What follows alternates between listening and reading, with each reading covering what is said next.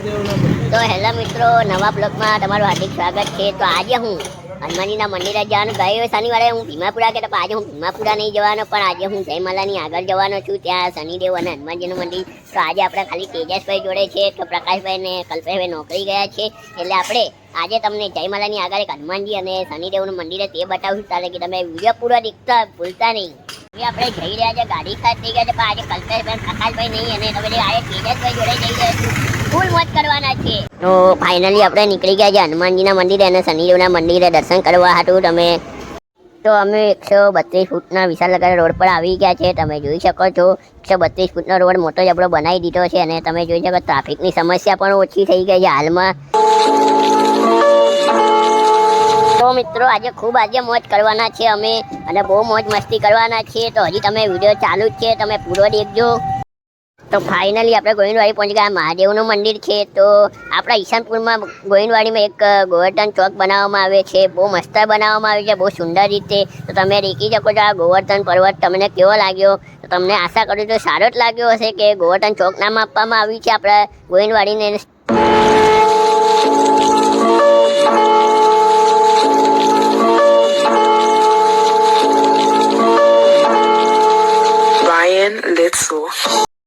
તો મિત્રો આપણે જયમાલા પહોંચી ગયા છીએ। તો હવે આપણે બહુ દૂર નથી, હવે આપણે હનુમાનજી શનિદેવનું મંદિર પર હવે થોડીક જ ક્ષણમાં આપણે મંદિર આવી જવાનું છે, અને તમે દેખી શકો છો કે આ જયમાલા આપણે 4 રસ્તે ફાઇનલી પહોંચી ગયા છે। તો હવે આપણે સીધા જ જવાનું છે, ગયા શનિવારે ભીમાપુરા ગયા હતા તો પણ આપણે સીધા જ ગયા, પણ આપણે આજે બી સીધા જ જઈશું, કેમ કે આપણે હનુમાનજીના શનિદેવ મંદિર જયમાલાની થોડીક આગળ આવેલું છે, હવે આપણે પહોંચવા જ આવ્યા છીએ થોડીક જ ક્ષણમાં।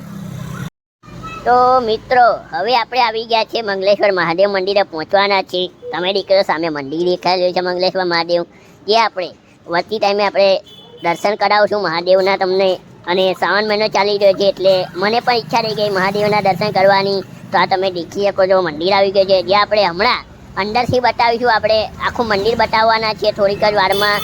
તો આપણે દાદા કે હનુમાનજી અને શનિદેવના દર્શન કરીએ પહેલાં।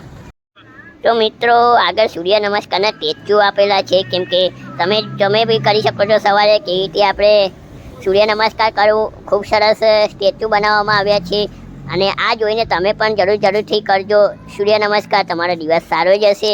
અને તમે આ જોઈ શકો છો સૂર્ય નમસ્કાર કેવી રીતે કરવું કઈ રીતે નહીં, તમે આ સ્ટેચ્યુ જોઈ શકો છો। અને હવે આપણે સામેના પટ્ટામાં જવાનું છે, જ્યાં સામે પેલા જોગણીમાનું મંદિર છે, અને એની બાજુમાં જ હનુમાનજી અને આપણા શનિદેવનું મંદિર છે। તો હું તમને શનિદેવનું મંદિર બતાવીશ।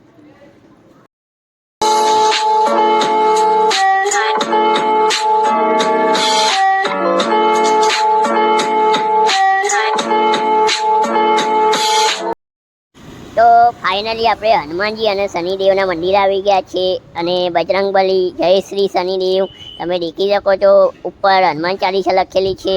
અને આ મંદિર તમે જરૂરથી આવજો, તમને વધુમાં વધુ મજા આવશે એવી આશા કરીશ। અને આ મંદિર જયમાલાની થોડીક આગળ જ આવેલું છે।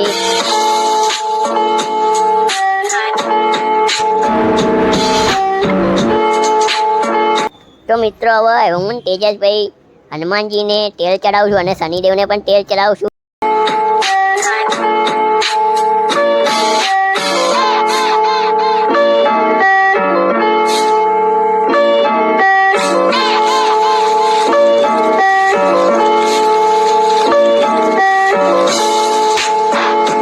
તો આ છે આપણા તેજસભાઈ શનિદેવને તેલ ચડાવી રહ્યા છે, અને હનુમાનજીને।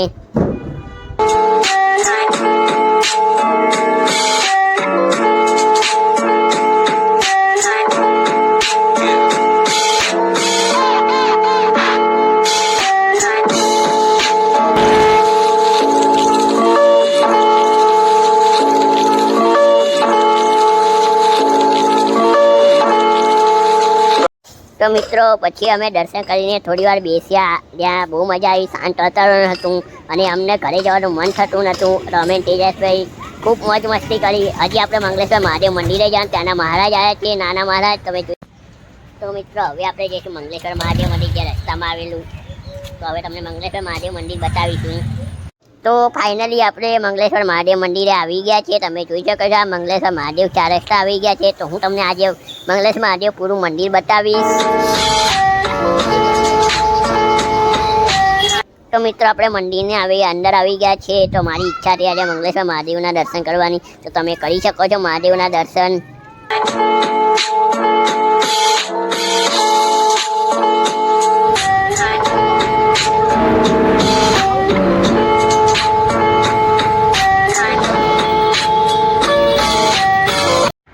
પછી અમે મંદિરની પ્રદક્ષિણા કરી. તમે જોઈ શકો છો કે મહાદેવની મંદિરની દર્શન કર્યા પછી પ્રદક્ષિણા કરી અમે.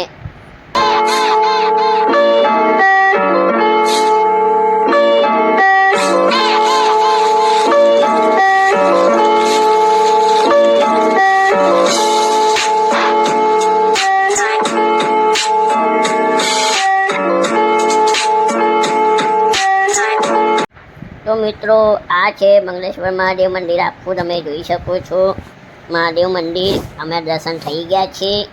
આ મંદિર છે મંગલેશ્વર મહાદેવ મંદિર, અંદરથી તમને બતાવવામાં આવ્યું છે. તો ફાઇનલી મંગલેશ્વર મહાદેવના મંદિરના દર્શન થઈ ગયા છે. તો અમને બહુ મજા આવી. આજે હનુમાનજી અને શનિદેવના પણ થઈ ગયા અને મંગલેશ્વર મહાદેવ મંદિરના પણ દર્શન થઈ ગયા. તો મિત્રો ફાઇનલી આપણે ઘરે આવી ગયા છે. બહુ મજા આવી આજે મને મહાદેવના મંદિરે અને હનુમાનજી શનિદેવના દર્શન કરીને બહુ મજા આવી. તો મિત્રો હું આશા કરું છું તમને પણ વધુ મજા આવી હશે. તો મિત્રો મારી યુટ્યુબ ચેનલ સબસ્ક્રાઇબ કરી દેજો અને લાઇક પણ કરી દો, વધુમાં વધુ શેર કરજો. તો મિત્રો કોમેન્ટમાં લખી દેજો જય શ્રી રામ. અને ફરી વાર આપણે આવા નવા બ્લોગમાં મળતા રહીશું, કારણ કે મિત્રો રજા લઈએ છીએ.